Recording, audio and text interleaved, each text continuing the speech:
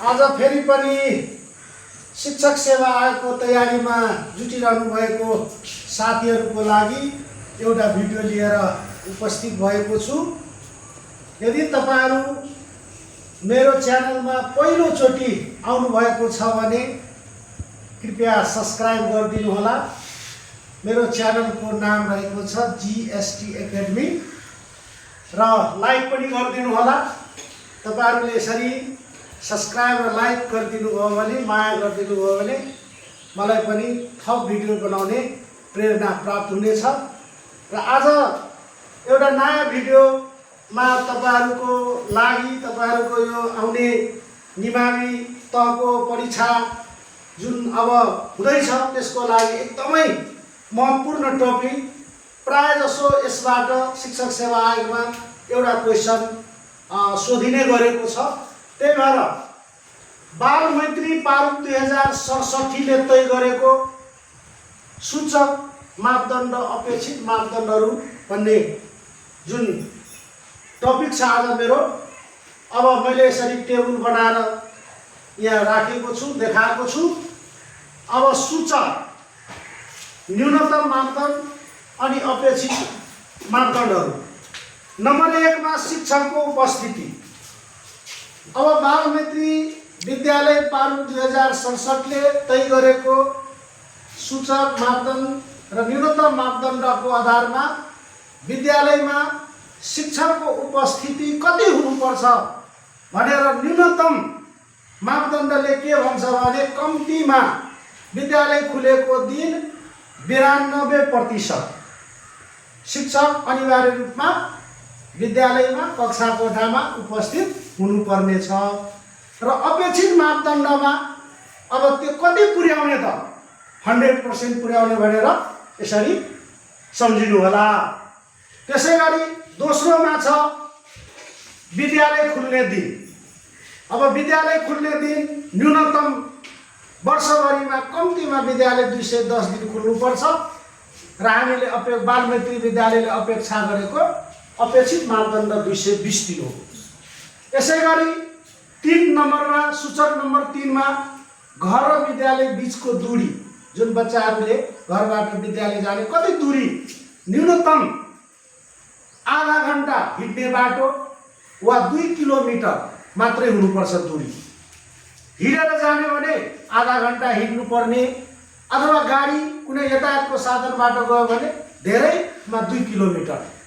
अनि अपेक्षित मापदण्ड अपेक्षित मापदण्ड 15 मिनेटको हिँड्ने बाटो वा 1 किलोमिटर दूरी हुनुपर्ने। त्यसैगरी सूचक नम्बर 4 मा विद्यालय व्यवस्थापन समितिको बैठक, जुन विद्यालयमा विद्यालय व्यवस्थापन समिति विद्यालयको रेखदेख गर्नका लागि, विद्यालयको समन्वय गर्नका लागि, हैन, विद्यालयको शिक्षा योजनाहरू पारित गर्नका लागि जुन विद्यालयमा व्यवस्थापन समिति हुन्छ, विद्यालय व्यवस्थापन समितिको बैठकको न्यूनतम मापदण्ड 2 महिनामा कम्तीमा एक पटकै अनिवार्य रूपमा विद्यालयमा बस्नुपर्ने, विद्यालयको गतिविधिहरूको बारेमा छलफल गर्नुपर्ने, गुणस्तरीय शिक्षाको बारेमा टिचरहरूसँग छलफल गरेर एउटा राम्रो विद्यालय बनाउनका लागि यसरी कम्तीमा 2 पटक न्यूनतम मापदण्ड यसरी तोकेको छ बाल मैत्री विद्यालयले। र अपेक्षित मापदण्ड त्यसलाई महिनामा एक पटक पुर्याउने भनेर लक्ष्य राखिएको छ। त्यसैगरी कक्षा कोठामा विद्यार्थी संख्या। अब कक्षा कोठामा कति विद्यार्थी संख्या बाल मैत्री विद्यालयको प्रारूप अनुसार हुनुपर्ने न्यूनतम 50 जना विद्यार्थी संख्या, एक कक्षा कोठामा 50 जना र अपेक्षित मापदण्डमा 40 जना विद्यार्थीको लागि एउटा कक्षा कोठा हुनुपर्छ। 40 भन्दा बढी राख्नु हुँदैन र न्यूनतम चाहिँ 50 जना राखेको छ। अब यसैगरी प्रति विद्यार्थी क्षेत्रफल। अब विद्यार्थीको त्यो बसाइको क्षेत्रफल जुन छ त्यो कति हुनुपर्छ भने न्यूनतम 0.75 वर्ग मिटर र अपेक्षितमा छ 1 वर्ग मिटर। फराकिलो है, एकजना विद्यार्थीलाई कति क्षेत्रफल बस्नको लागि चाहिन्छ भनेर यसरी। 7औं सूचकमा छ शैक्षणिक पार्टी। जस्तै अब शिक्षकले कक्षा कोठामा सहजीकरण गर्नका लागि अहिले त कालो पाटीबाट हामी सेतो पाटीमा पुगेका छौँ। त्यसको लम्बाइ चौडाइ न्यूनतम कति हुनुपर्ने 5x8 फिट भनेको छ है, 5x8 फिट र अपेक्षितमा पनि 5x8 फिट नै ठिक छ। त्यो साइजको भयो भने हामीलाई सहजीकरण गर्नका लागि एकदमै पर्याप्त हुन्छ भनेर बालमित्र विद्यालयको सूचकमा यसरी राखिएको छ। यो पनि सम्झिनु होला है। सेतो पाटीको त्यो क्षेत्रफल कति है, कति हुन्छ भन्दाखेरि आकार 5x8 फिट राख, न्यूनतममा पनि 5x8 र अपेक्षितमा पनि 5x8 नै सम्झिनु होला।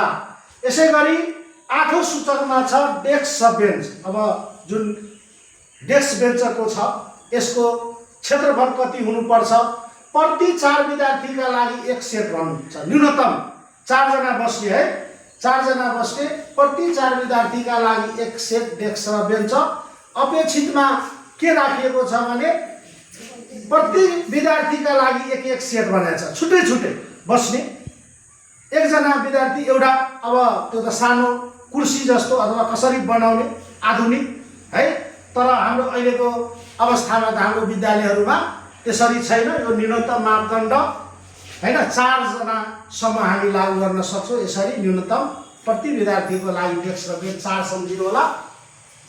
अनि 9 नम्बरमा छ डेस्कको चौडाइ। त्यो चौडाइ जुन छ नि, त्यो विद्यार्थीहरूले हैन झोला, शैक्षिक सामग्री राख्ने, किताब, पाठ्य पुस्तक राख्ने चौडाइ न्यूनतम चाहिँ 15 इन्च भन्नुभएको, 15 इन्च भनेको छ, 15 इन्च सम्झिनु होला। अपेक्षित छ 18 इन्च, त्यसलाई 18 इन्च हुनुपर्छ भनेर यसरी बालमित्र विद्यालयको सूचकले मापदण्डले त्यो कुरा भनिएको छ। र अन्तिम 10 नम्बरको सूचकमा पुस्तकालय, लाइब्रेरी। अब पुस्तकालय हरेक विद्यालयमा पुस्तकालय हुनुपर्छ, ई लाइब्रेरी हुनुपर्छ, आइसिटी ल्याब हुनुपर्छ, साइन्स ल्याब हुनुपर्छ भनेर सरकारको एउटा नीति रहेको छ। अनि मात्रै हामीले जुन शिक्षाको दिगो विकासको लक्ष्य SDG 4 छ त्यो मात्रै हामी प्राप्त गर्न सक्छौँ भनेर अहिले हरेक विद्यालयहरूमा साइन्स ल्याबहरू, ई लाइब्रेरीहरू, स्मार्ट बोर्डहरू हैन, पुस्तकालयहरूको व्यवस्था गरिएको छ। तर पुस्तकालयमा न्यूनतम है एक पटकमा 20 जना विद्यार्थी अध्ययन गर्न सक्ने हैन त्यो व्यवस्था हुनु पर्यो। र अपेक्षित मापदण्डमा पुस्तकालयमा एकै पटकमा 20 जना मात्र हैन 50 जनासम्म विद्यार्थीहरू पढ्न सक्ने, अध्ययन गर्न सक्ने हुनु पर्यो पुस्तकालयको अवस्था भनेर यसरी बालमित्री विद्यालय पारु 2067ले तय गरेका सूचक मापदण्ड, अपेक्षित मापदण्डहरू यसरी तोकिएको छ। र एकदमै महत्त्वपूर्ण टपिक हो यो, तपाईहरु एकदमै सम्झिनु होला। यो चार्ट यसरी नै बनाएर यसरी अब सरसर्ती 8-10 वटा सूचक छ हैन, शिक्षकको उपस्थिति, विद्यालय खुल्ने दिन, घर र विद्यालय बीचको दूरी, विद्यालय व्यवस्थापन समितिको बैठक, कक्षा कोठा, विद्यार्थी संख्या, प्रति विद्यार्थी, क्षेत्रफल, शैक्षणिक पार्टी, डेस्क बेन्च र डेस्क बेन्चको चौडाइ र पुस्तकालय। यसरी अब 100% 220 दिन 15 मिनट हिँड्ने बाटो, 1 किलोमिटर, महिनामा एक पटक 40 विद्यार्थी, यसरी दिमागमा राख्नु होला, सम्झिनु होला। यसबाट एकदमै महत्त्वपूर्ण टपिक हो। यसबाट एउटा प्रश्न 2 मार्क्सको अनिवार्य रूपमा लगभग है 95% सम्भावना हुन्छ। धेरैपल्ट यो टपिकबाट प्रश्नहरू सोधिएको पाइएको छ। त्यसैले यो एकदमै सम्झिनु होला, यसरी छोटोमा सम्झिनु होला। बालमित्री विद्यालय भनेको तपाईहरुले पढिसक्नु भएको छ। बालमित्री विद्यालय भनेको त्यस्तो विद्यालय हो जहाँ भयरहित वातावरण हुन्छ, जहाँ शान्त वातावरण हुन्छ, जहाँ लैङ्गिक विभेद हुँदैन हैन, सबै बालबालिकाहरूलाई समान व्यवहार गरिन्छ, कसैलाई पनि काखा पाखा गरिँदैन, समता सहितको समानता र एकदमै सबै कुराहरू हरित विद्यालय हुन्छ। अपाङ्गमित्री शौचालय, अपाङ्गमित्री कक्षा कोठा सहितको विद्यालय भनेको बालमित्री विद्यालय हो। यसरी बालमित्री विद्यालयभित्र त्यो पारुले यसरी सूचकहरू तय गरेको छ। यसलाई टेबल बनाएर यसरी सम्झिनका लागि तपाईहरुले तयारी गरेर डायरी मेन्टेन गरेर यसरी राख्नुहोला र हेरिरहनु होला बिचबिचमा हैन त्यसलाई हैन सम्झिराख्नु होला। यसरी तयारी गर्नुभयो भने पक्कै पनि यहाँहरू सफलताको दिशामा अगाडि बढ्न सक्नुहुन्छ भन्ने आशा अपेक्षा राख्दै फेरि पनि अर्को दिन अर्को नयाँ भिडियोका साथ उपस्थित हुने बाचा गर्दै आजको लागि बिदा हुन्छु। हस्, धन्यवाद, नमस्ते।